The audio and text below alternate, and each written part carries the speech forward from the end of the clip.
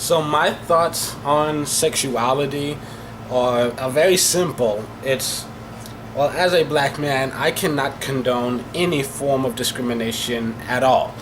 I mean, because no one should ever be judged, punished, or denied equal rights because of something beyond their control. No, you're born, whether or not you're born with a penis, what skin color you're born with. I mean, these are all things that you can't control. Just like you have no control over who you're attracted to. Because like me personally, if I could decide what my race and skin color and sexuality would be, for one thing, I would turn myself into a white lesbian. It would just make more sense for my life. Just that's a long, simple explanation.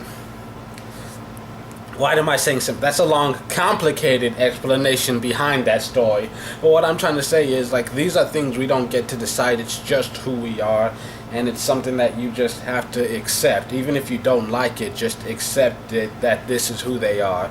And if you don't agree with it, then remove yourself from their life in as well as you can, as much as you can.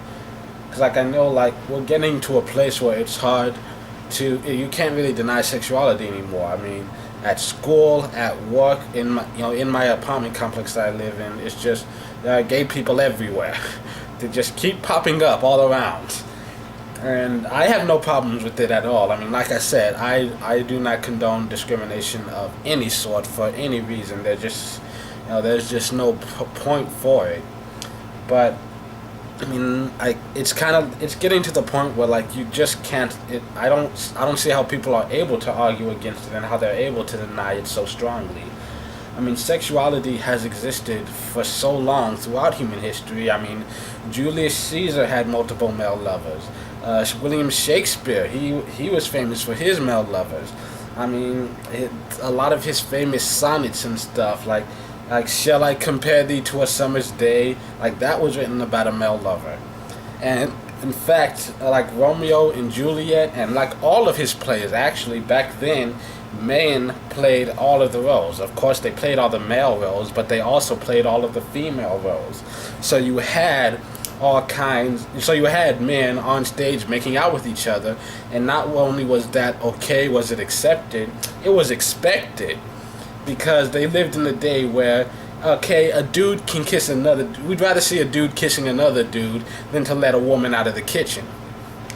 And so, it's just funny that, I mean, like, my thing, like, when you see people argue against gay marriage and equal rights for gay people, like, the first thought in my head is there's something that I saw. Someone shared a link on Facebook a few years ago. I haven't seen it since, but it stuck in my head. It was like, imagine how stupid you're going to look in 40 years, and it had a picture of a bunch of people with like signs like God hates fags and stuff like that, and then it shows an old black and white photo where it's like don't mix the races and all that stuff. And I'm like, yeah, that makes total sense, because a lot of the plights that gay people are going through right now, a lot of the violence and discrimination that they're facing, my people went through a lot of the same stuff. And even though I personally have not witnessed it on to that level that some of them have gone through, after seeing some of the stories and witnessing some of these things, some of the videos that have been captured, knowing the fights that they've gone through so that I'd have the right to go to college and have the freedom to work in any industry that I want, I'm grateful for all that. And it also pains me to see that exact same shit is still happening, just now they're targeting a different group of people. And I look forward to a day when hatred in general can just disappear from the world.